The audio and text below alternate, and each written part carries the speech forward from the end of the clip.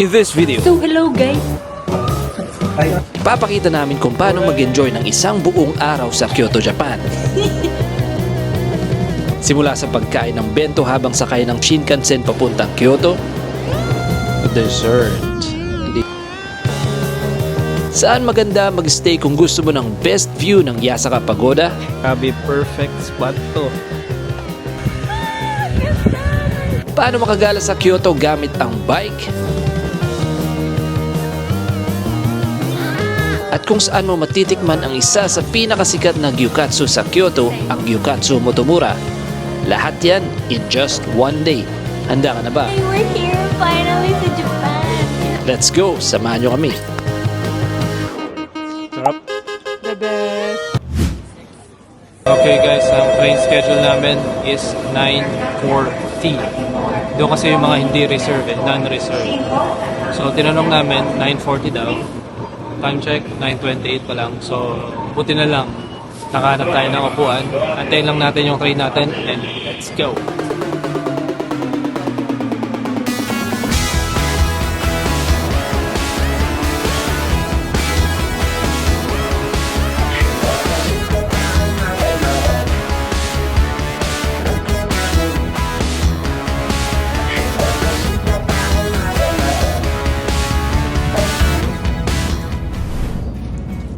Okay, so ito yung Shinagawa Kaizokushi, isang sikat na ekiben na galing Shinagawa Station. Binili natin doon.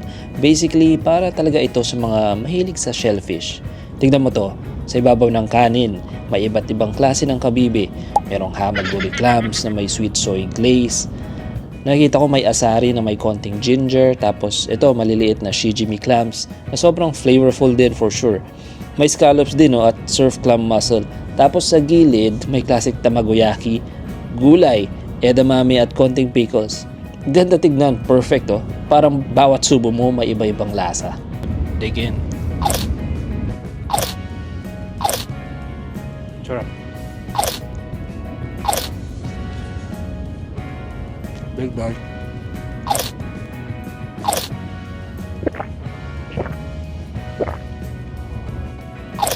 Of course, the dessert. Hindi mawawala ang dessert. Hindi ko alam yan. Pink. Ang sarap nitong drinks na to. Yung mga ganitong lemonade, yun yung hinahanap ko. Yeah. So, nagko-compute kami ng expenses namin. Nakakaiyak. Yeah. Yeah. Ganito yung tsura niya.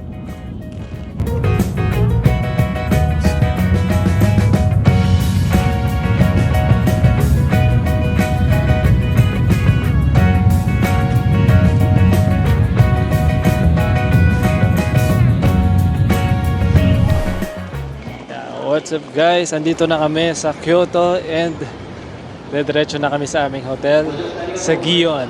Let's go! Quick stop at 551. Hooray! Namiss namin to guys. Ito yung nirecommend sa amin ng lokal dito sa Kyoto.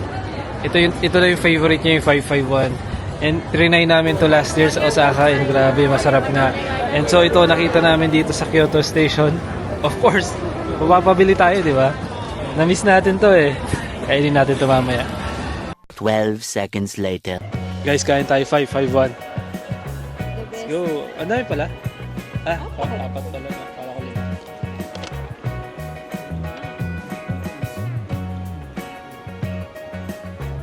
Unang kagat, ban lahat.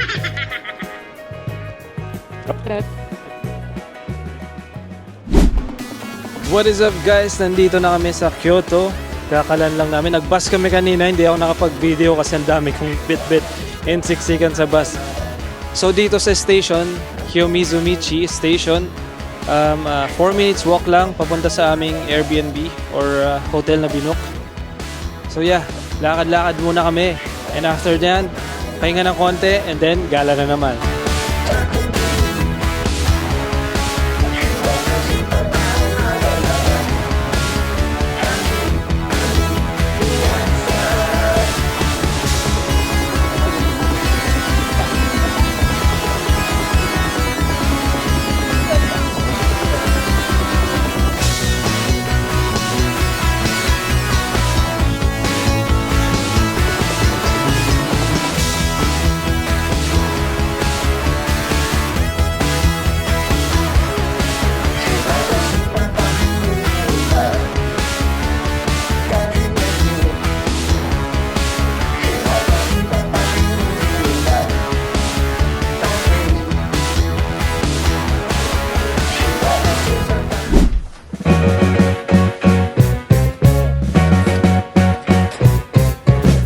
here sa RC Hotel, Kyoto, Yasaka.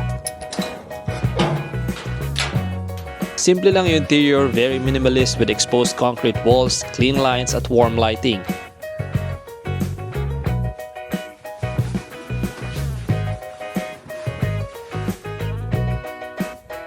Medyo industrial yung style pero may modern Kyoto feel.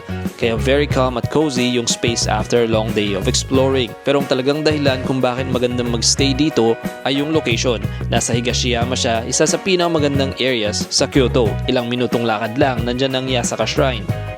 Pati yung traditional streets, temples at cafes. Kaya kung gusto mo ma-experience yung classic Kyoto vibe habang malapit sa major spots, sobrang solid ng location ng hotel na to. Ito ang na-miss ko, yung banyo. Pinaka-advanced na banyo sa mundo. Japanese toilet.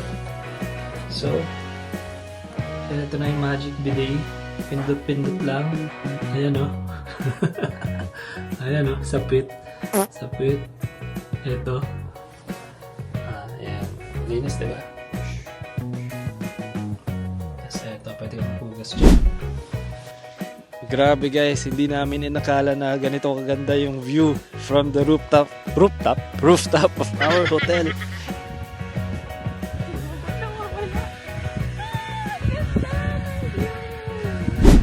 Grabe.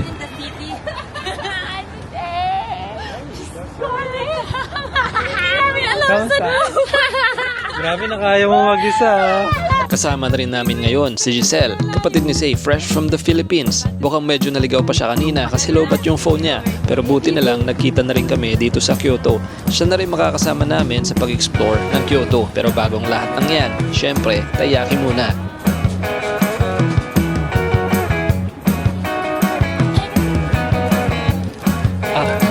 Tikman niya na. Akala niya matutulog siya sa daan. Ano yan? Same island. Ang taiyaki ay isang classic Japanese street snack. Fish shape siya na pastry pero hindi isda yung laman, usually sweet red bean paste. Pero ngayon marami na ng flavors tulad ng custard, chocolate, or cheese. Crispy yung outside at soft ang loob. Diba, kinaga ko na mainit pa. Hindi na sad talaga ako. Dito sa Kyoto, isa sa pinaka-convenient na paraan para makagala ay mag-rent ng bike. Mas madali mong mapupuntahan yung iba't ibang spot sa city at mas na-enjoy pa yung paligid habang nagbabike. Kaya nag-rent muna kami ng bike tapos syempre quick stop sa Family Mart para kumuha ng Family Chiki. Simple lang pero perfect snack habang nag-chill sa tabi ng Kamo River.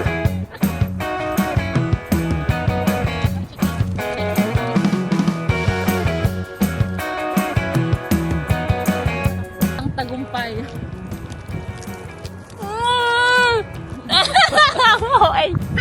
So juicy, guys. Kita mo yun? Eat it with this. That's sour. It's so good.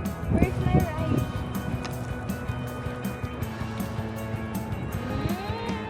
Sarap. Tulis ko to. Juicy pa rin siya, no? The best. Mapupukol talaga tayo sa Family Chicken. Aha.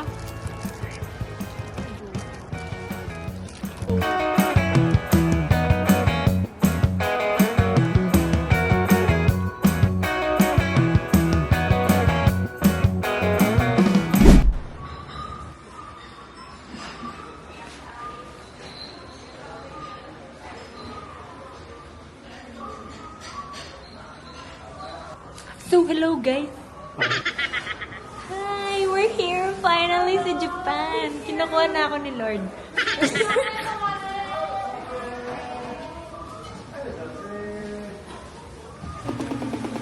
Pagdating ng dinner time, nagbike kami papuntang Gyukatsu Motomura, isa sa pinakasikat na gyukatsu restaurant sa Japan.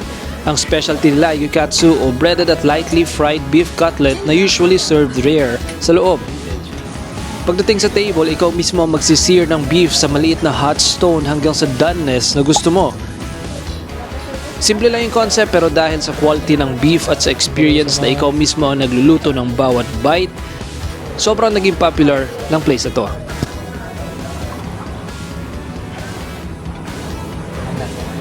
Cold siya. Describe nila. Misty. Na inayaang yung yelo sa loob. Ice. Ice tea. At kasi malamig siya. Malamig? Masarap? Walang lasa.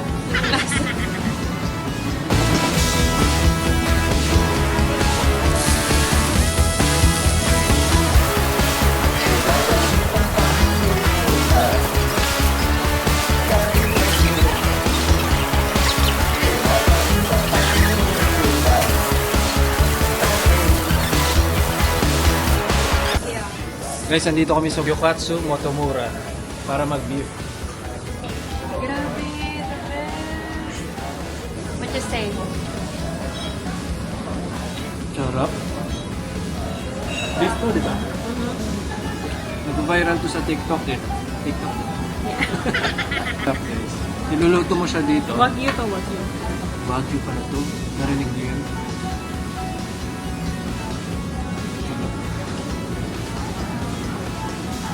Ito talaga yung quality dito ng beef dito sa Japan. Look at that.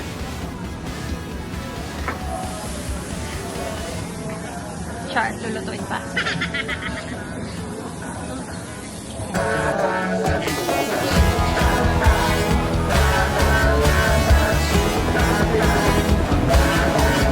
Order kami.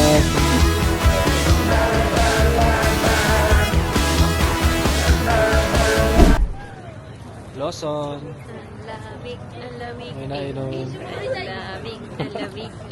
Sarap. Diba? Tara, lakad tayo dun sa labas. Ay, loob.